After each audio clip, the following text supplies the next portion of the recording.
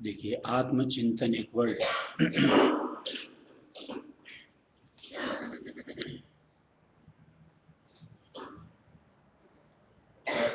जो कि हर सत्संगी को, जिसको भी अपना सुधार करना हो, जरूर करना चाहिए।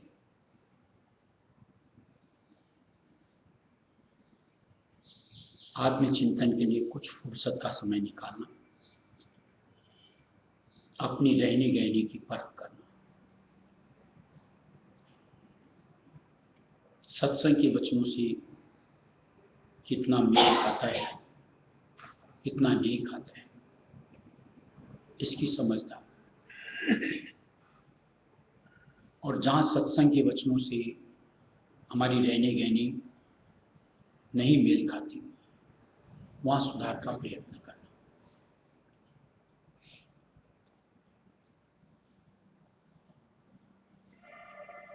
जबकि जो अनुभूति मिलती है, देखता हूं, मैं अपने प्रति सोचता हूं,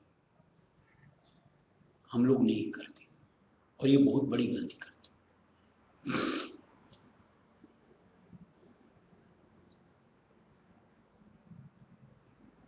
पीछे कई सत्संग में इसका और भी सुंदर खुलासा हुआ था कि रोज की अपनी रहनी गहनी को रात को सोते वक्त एक बार गौर करो कि सुबह में उठा तब से लेकर अभी सो रहा हूं, सारे दिन मैंने क्या किया।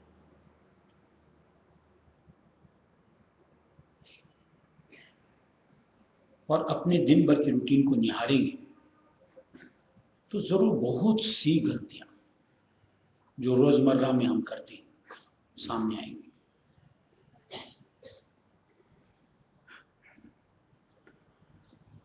कहां कहां हमने अपने आप को ठिठकाया, वो भी सामने आएगा। कहां कहां हमने प्रयत्न किया, सफलता नहीं मिली, यानी लाचार हो गए, वो भी सामने आएगा। और कहां कहां मालिक की मेहर दया हम पर हुई, वो भी सामने आएगा।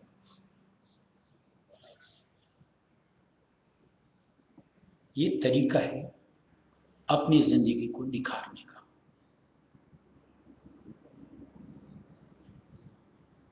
जहां जहां मान लो अपन को सफलता नहीं मिली, लाचारी हो गई, या जहां जहां हमने प्रयत्न ही नहीं किया, आइंदा के लिए मुस्तैद होंगे।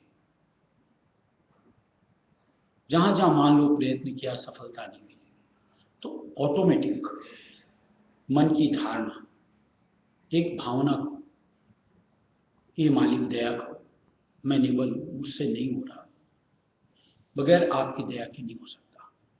ये अंतर से अपने आप एक मालिक से पुकार होती है। और जैसा कि मालिक ने गठ की पोथी में भी दिया है कि तहे दिल से तौबा करने से मिट्टी भी सोना हो जाती है। सच्चे मन से अगर पुकार करेंगे तो मालिक फरियाद सुनता है, और निश्चित तौर से उनकी मेहर दया वहां जुड़ करके अगले सिलसिले में कामयाबी मिलती है। और जहां बात रहने गहने पे फुर्सत ही नहीं निकालना, आत्ममंथन ही नहीं करना, वहां एक पशु की सी हालत, जो कि इंसान जीता है। यानी एक वही रूटीन, सुबह उठ गए, ये करना, ये कर लो, ये करना, ये कर लो, ये करना, ये कर लो, हो गया दिन पूरा, सो जाओ।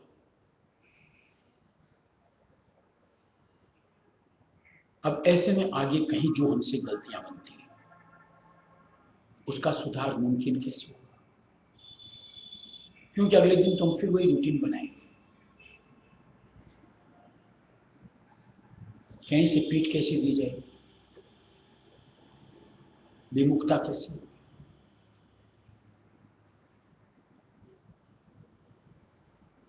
फिर जरा सा सोचो, जैसे भी कि मालिक से प्रार्थना करने की बात, हमने प्रार्थना करी,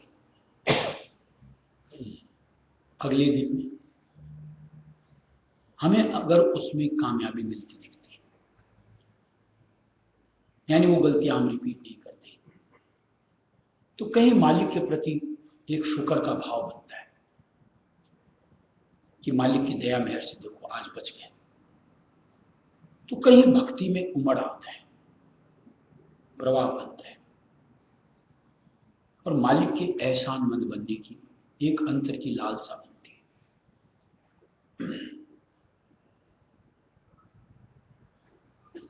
जहां आप इस दौर से नहीं गुजरे,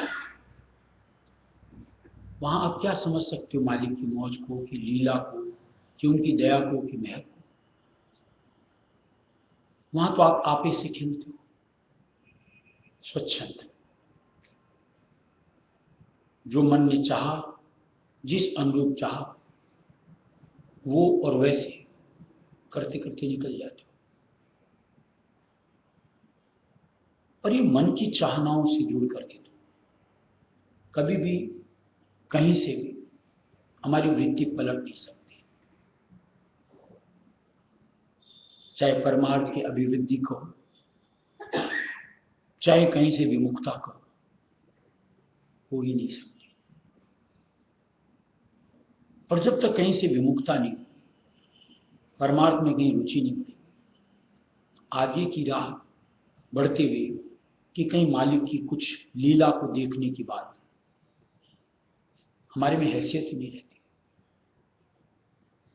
और ऐसे में बस जो भी कहा पशु के समान, बस वैसी जिंदगी जी लो। क्या इसीलिए सत्संग से जुड़े?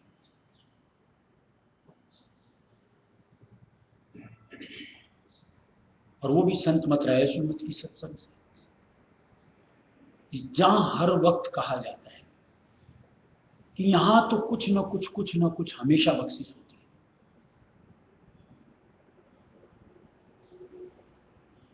क्या हमें उसके लिए लालायित नहीं होना चाहिए कि मैं कुछ बटोर सकूं, अपनों से जोड़ सकूं, कि योग्यता ले सकूं? ये भाव तो हमारे अंदर आना चाहिए, तब तो परमार्थी समझ हम में है, ये बात समझ में आ गई। और जहां तक इस तरीके के हमारे मन में उथल पुथल ही नहीं होती है, फिर जरा सा एक विचार, हम जो अपने आप को सत्संगी कहते हैं, हम में और एक जो गैर सत्संगी यानी दुनियादार जीव, दोनों में क्या फर्क है?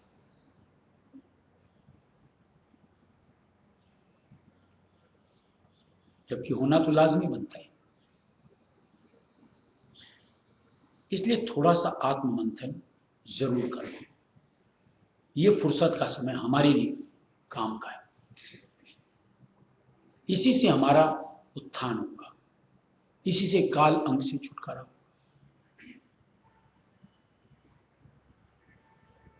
मालिक से प्रार्थना दी हुई है, स्वामी जी महाराज दिया हुआ, काल अंग मन से काढ़ो आज। ये तो इस चीज की भनक पड़ेगी कि काल कैसे घात लगाता है, कि कैसे हमको दबोचता है, तब तो मालिक से पुकार करें। और उस ज्ञान को लेने के लिए जब आत्ममंथन ही नहीं हो, कैसे समझ में आएगी? किसी भी ऐसे व्यक्ति से देखो, चाहे हम सत्संगी हैं, चाहे कोई बिना सत्संगी। मान लो एक आवेश आता है हमें, जिसको क्रोध कह दो। कभी क्रोध करने वाला अपने ऊपर कोई गलती मढ़ता है? हमेशा दूसरे के ऊपर थोपता है कि उसने ऐसा किया, कि वो ऐसा है, कि वो ऐसा है। कभी आत्ममंथन करेंगे तो एक मन में समझ आएगी कि यार इसको इस तरीके से भी तो हल किया जा सकता था, कि जहां ये आवेश नहीं आता, यानी शांतिपूर्ण ढंग से राह दिखती है। जो अपना नुकसान होता है, अगर आत्ममंथन करोगे तो उसको भरपाई करने की प्रयत्न होगा। यानी मालिक की शरण में जुड़ करके, इस शरण में कि अपने लिए कहीं मालिक से मुआफी, कि आज फिर कमाई नाम की करते हुए कि मालिक की गलती हुई, माफ करो, इसका चुकता करो। एक अंतर की भावना बनती है। और अगर विचार ही नहीं करेंगे तो यही करते रह जाएंगे कि तू ऐसा, कि तू ऐसा, कि तू ऐसा। मैं कैसा, इसकी समझ ही नहीं है।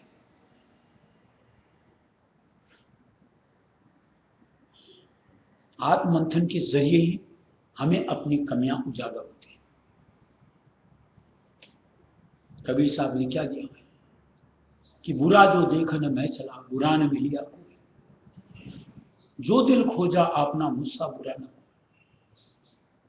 ये तो आत्ममंथन किया गया तो ये निष्कर्ष सामने आया कि सबसे पतित तो मैं हूं, मेरे से तो सभी अच्छे। अब इसका भी अगर विश्लेषण करो, कौन ऐसा इंसान पूरी सृष्टि के अंदर कि जिसमें अच्छाई नहीं होती?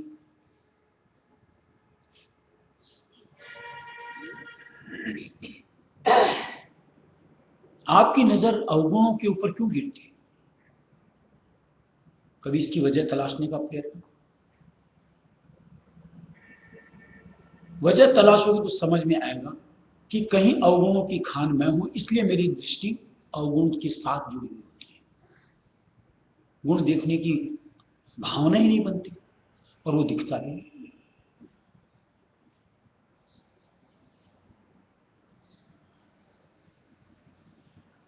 और अवगुणों को क्यों निहारना?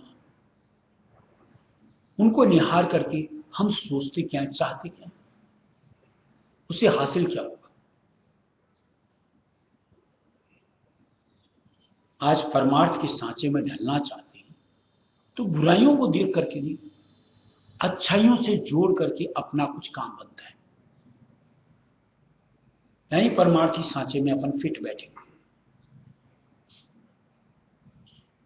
जब तक अवगुणों के ऊपर दृष्टि रहेगी, हमारा स्वरूप निश्चित तौर से गदला ही रहेगा। ऐसे में वो नाम की उपज जो अंतर से होनी चाहिए, अभिलाषा जिसको हो, बनती नहीं। देखो एक कहावत है, जैसा बोओगे वैसा काटोगे। अगर हम अच्छाई के साथ जुड़े रहें तो निश्चित तौर से हमें प्रत्युत्तर में अच्छाइयां मिलेंगी। सीधा सा इसका एक उदाहरण समझो। आप किसी से अच्छे बर्ताव करते हो, मीठे बोल बोलते हो, सामने वाले से निश्चित तौर से आपको अच्छी बोली मिलेगी सुनने को, कटु वचन नहीं मिलेंगे। होता है कि नहीं होता? अब अगर आप सोचते हो मैं तो सामने वाले को खरी खोटी सुनाऊं और सामने वाला मेरा सम्मान करे, मुझे अच्छी अच्छी बात बोले, तो जो फेंका वही तो पाओगे, जो बोआ वही तो काटोगे। अब ये सब चीजें जब तक आप आत्ममंथन नहीं करते आपकी समझ नहीं आ सकती। इसलिए कहीं ये सबसे बहुत जरूरी विषय है। एक तरह से हो तो जमीनी सतह से छुआ हुआ चीज विषय है, यानी शुरुआती स्टेज ऊपर उठने के लिए।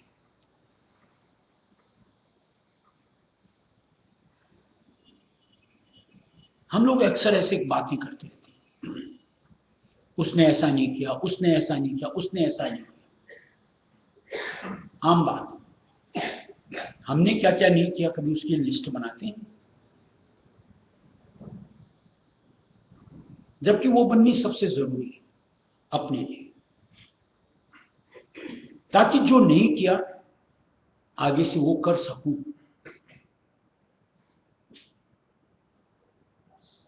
उसने नहीं किया उसका वो जिम्मा जाने, वो उसका काम, उसका मसला, वो उसके फलों में शुमार होगा। लेकिन जो मैंने नहीं किया वो कहीं ना कहीं कर्म के रूप में मेरे से जुड़ेगा। इससे उससे अलग सबसे जरूरी है। और ये सब कहीं आप आत्ममंथन करोगे तो सामने एक एक के बाद दूसरी, दूसरी के बाद तीसरी समझ आती चली जाएगी।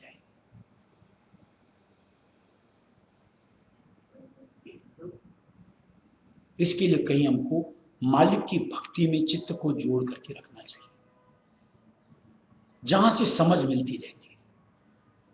एक तरीके से को समझ की बयार आती है हमारी तरफ। जो हमारे अंतर मन को हिचकोला देती है, चेतन करती है।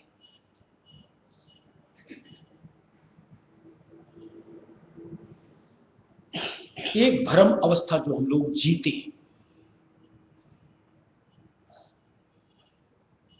भ्रम अवस्था मतलब अपनी मन की सोच की उपज, और उसको सत्य मानते हैं, उसको सही मानते हैं। ये सबसे उल जलूल बात है कि मेरी सोच और मेरी समझ ही सही, दूसरे की सोच समझ कुछ काम की नहीं। ऐसा कभी होता है? अरे हमने श्वासें ली, हमने उम्र पाई है, तो सामने वाले ने तो श्वासें लिए, उम्र पाई है।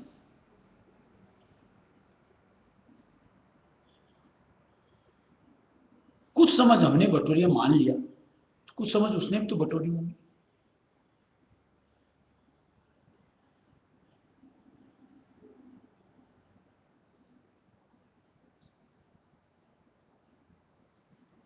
आप एक चीज सोचो जरा सा,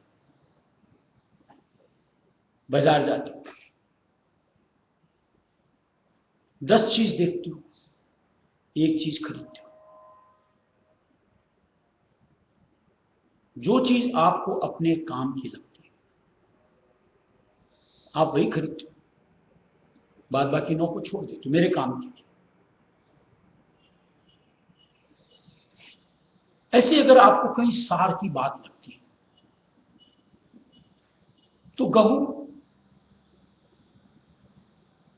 और अगर सार की नहीं है छोड़, उसमें उलझना क्यों?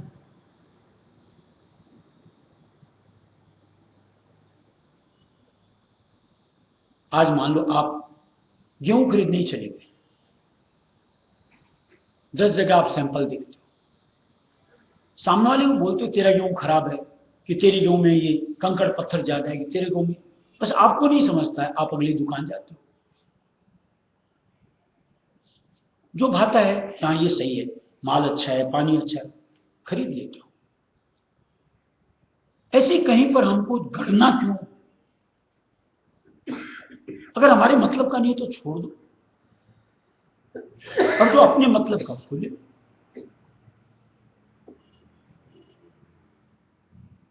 जिंदगी कितनी सहल हो सकती है, कोई उलझन ही नहीं होती। सीधा सा दिमाग आत्ममंथन करते चलेंगे तो इस चीज की गवाही देता जाएगा मेरे काम की। यानी निश्चित तौर से जो हमारे फायदे की सूरत, यानी आत्मा की मालिक के वचनों से जुड़ती, यानी परमार्थ के स्वरूप, वो हमें अपने काम की लगे, बस हम उसी के साथ अपने आप को जोड़ना पसंद करें। जो हमारे परमार्थ के सांचे में हमको नहीं सक लगता कि ये फिट बैठे, हमें अपनी बेमतलब की चीज लगेगी, पर हम उससे अपने आप को उलझेंगे नहीं, समय बर्बाद नहीं करेंगे, काम की नहीं बोल के निकल चले दूसरी मसले।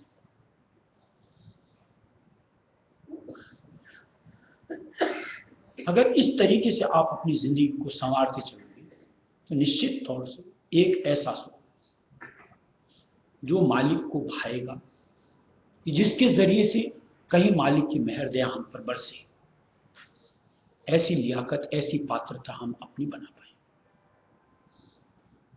इसलिए कहीं अपने आप को टटोलना है, जांचना है, परखना है, यानी आत्ममंथन करना है। स्वामी अब करो काम मेरा, स्वामी अब करो काम मेरा, मैं तो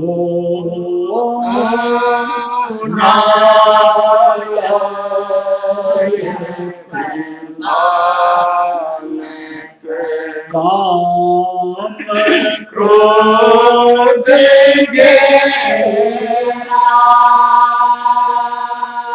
मैं तो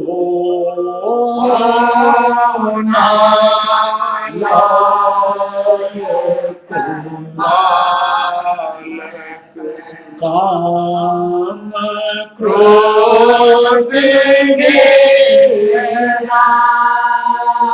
कैसे तुमको याद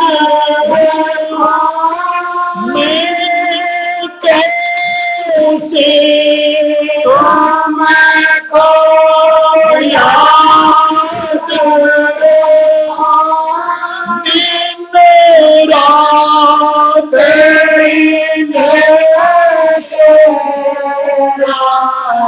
दिन रात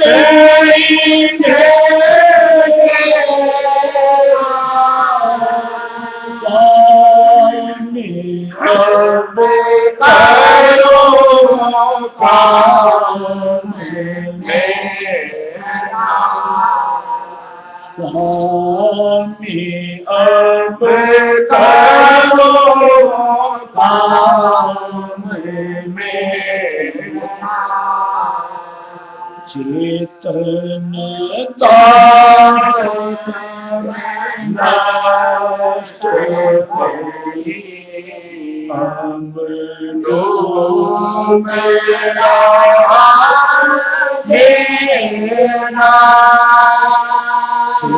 चेतनता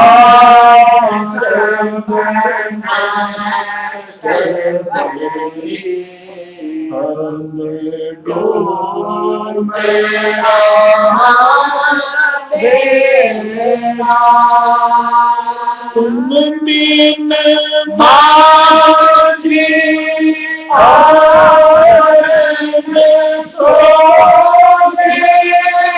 तुम बिन माझी सोचे पार करो स्वामी पार करो मेरा स्वामी अब करो काम मेरा स्वामी अब करो काम मेरा तेरा हुक्म मैंने माना स्वामी दूता ने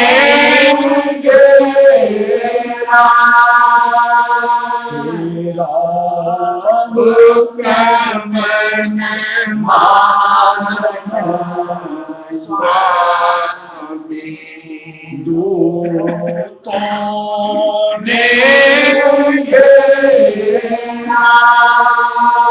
कौन बचावे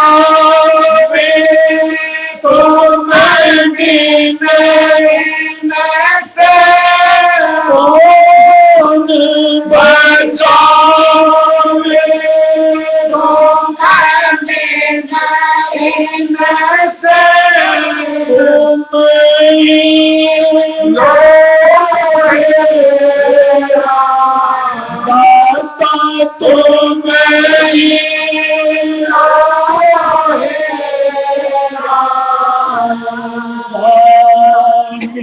अब करो काम मेरा स्वामी अब करो काम मेरा सुत के घाट को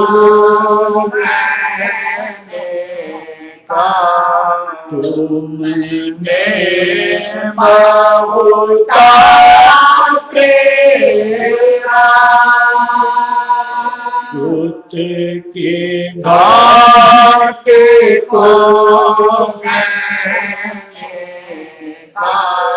तुम तुमने बहुता मेरा मन मेरा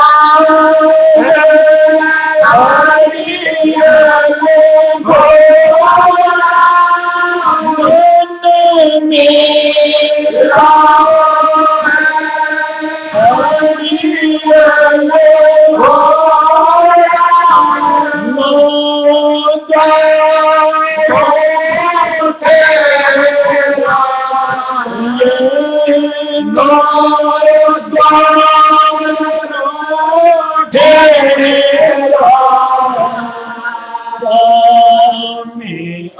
करो काम मेरा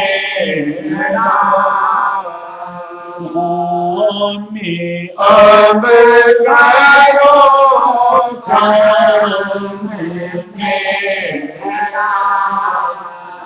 अब तो लाज तो मेरे स्वामी नहीं बदनाम तेरा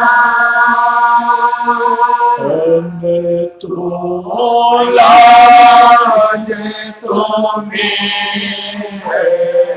स्वामी नहीं बदनाम तेरा मैं तो अब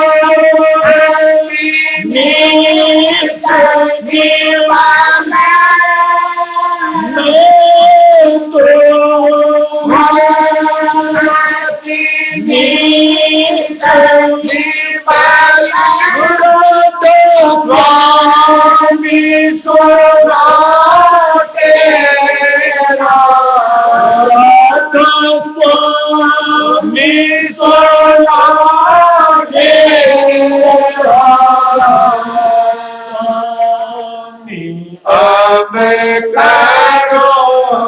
काम मेरा अब करो काम मेरा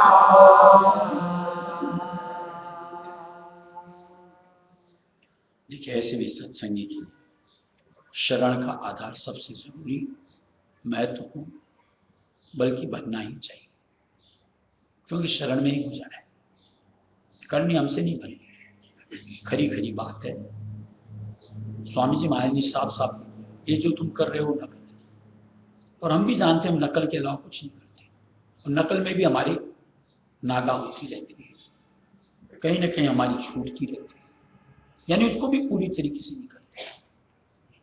लेकिन शरण का आधार अगर होता रहेगा तो मालिक तो उससे भी खुश होता है, उससे भी जीव को निहाल करता है। लेकिन शरण का आधार कैसा होना चाहिए कि बस वृत्ति तवज्जो कहीं उनसे हट करके जुदी न हो, किसी और की ओर या किसी और चाह की। ये शरण का आधार होता है, हम लोग नहीं बनाते। पल भर में तो लगता है हम तो शरण से जुड़े हैं, और पल भर बाद मन अपने तरीके से नाचना चाहता है। मन की चंचलता, तवज्जो का बिखराव, कभी इधर कभी उधर, कभी इससे कभी उससे, इसको शरण नहीं कहते।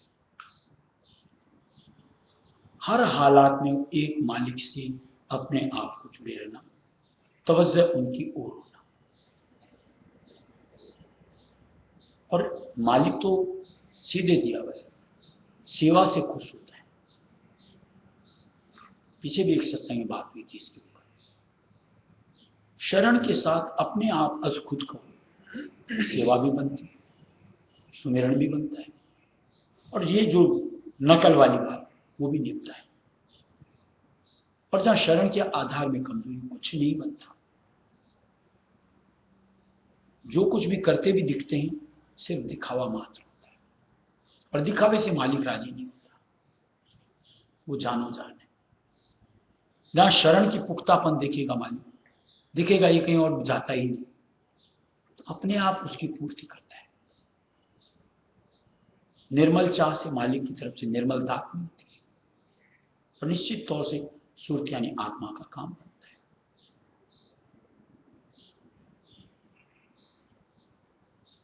आज हम लोग की चाहत क्या है? कभी विचार करो। कहीं परमार्थ से जुड़ी हुई रुचि के साथ की चाहत है, या अभी भी दुनिया से जुड़ी हुई कोई न कोई जड़ चेतन उन धारणाओं से जुड़ी हुई चाह? क्या चाहते हैं? आत्ममंथन करेंगे तो सामने आएगा। और जब लगेगा कि यार परमार्थ से जुड़ी मेरी चाह ही नहीं, तो शायद शर्मिंदगी आ जाए अपने आप में और हम सही मार्ग पे अपने आप को ठिकाएं कि नहीं, मुझको तो परमार्थ ही संवारना, मालिक से परमार्थ की दात ही चाहिए। तो शायद मालिक मेहर कर दे, निहाल हो जाए।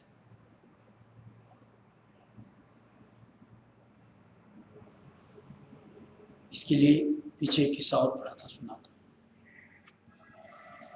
नानक साहब की गद्दियों में से किसी एक गद्दी की बात है कि एक शिष्य थे, 20-30 साल लगातार सेवा में अपने आप को जोड़ रखे थे। शायद अंगद साहब की बात है। खुश हो गए, गुरुजी बोल बेटा क्या मांगते हैं? हमें तो कोई भी मांगने मालिक ने मौका नहीं दिया। कहा गया बोल क्या मांगते हैं?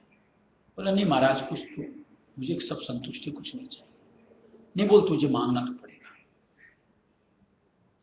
बोला ऐसे तो मेरे समझ में, मैं अपने घर जाके घर वालों से पूछ के आता हूँ, कल बताऊंगा। बोले ठीक। घर गया, एक एक सदस्य से पूछे, माँ से पूछा, घर में तंगी थी, अन्न का भंडार मांगो। बीवी से पूछा, बहुत घर में फटे हाल रहते हैं, धन दौलत माया मांगो। उसकी एक छोटी सी बच्ची थी, उसने सुना, बोले क्या बात है पिताजी? बोले ऐसे गुरुजी ने कहा है मांग लो कुछ भी। क्या मांगना चाहिए? बोले गुरु से मांगना, छोटी मोटी चीज क्यों मांगो, बड़ी चीज मांगो।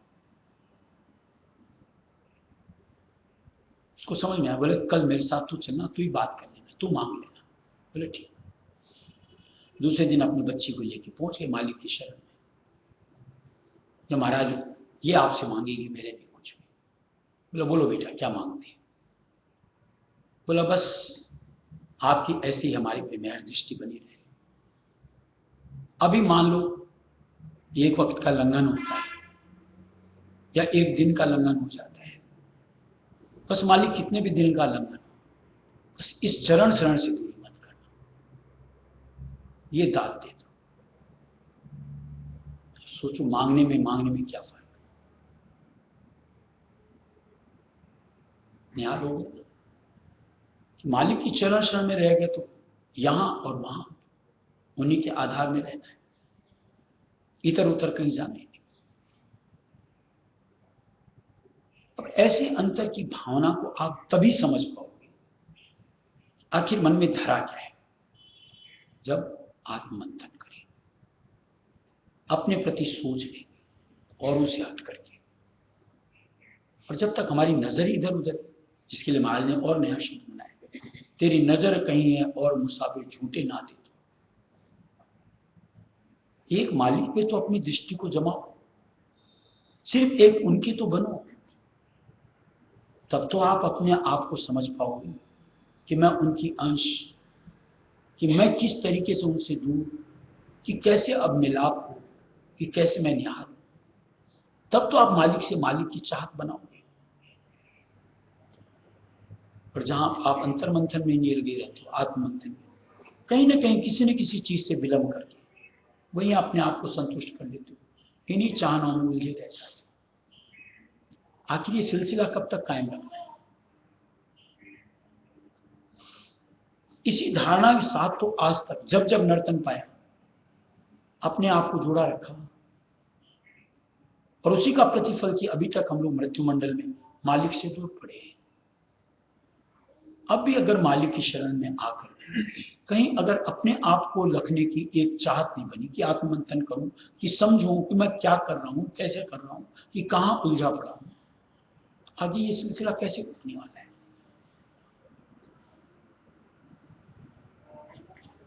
थोड़ा सा वक्त, ज्यादा समय नहीं लगता दिन भर को निहारने में, थोड़ा सा वक्त कि मैंने आज से सुबह से रात तक क्या किया, गौर करो। और जहां जहां उससे गलतियां बनी, मन में धारणा बनी कि नहीं, आगे नहीं करना, समझ में भी आ जाए। ये कर्म, सत्संग में इतना विश्लेषण होता है कर्मों के ऊपर कि आज मैंने ये गलती की, इसके जरिए तो कहीं ये कर्म आ जाएगा, कहीं एक भय होगा, ठिठक बनेगी कि भुगतान के डर से कि हम वहां से अपने मन को फेर लें, बचाव हो जाता है। ऐसे मालिक के साथ कोई एक दया मेहर की सलूक मेरे साथ हुआ, तो उससे कैसे एक प्रफुल्लता हुई, तो शायद उसको वापस रिपीट करने के लिए बहुतायत के साथ ले, हमारी उधर की सोच बन करके उधर दौड़ बनती चली जाए, तो शायद काल अंग से निकलती मालिक की चरण शम की दृढ़ता बन जाए। और ये सब तो तभी मुमकिन होगा जब आत्ममंथन करेंगे, अन्यथा नहीं। राधा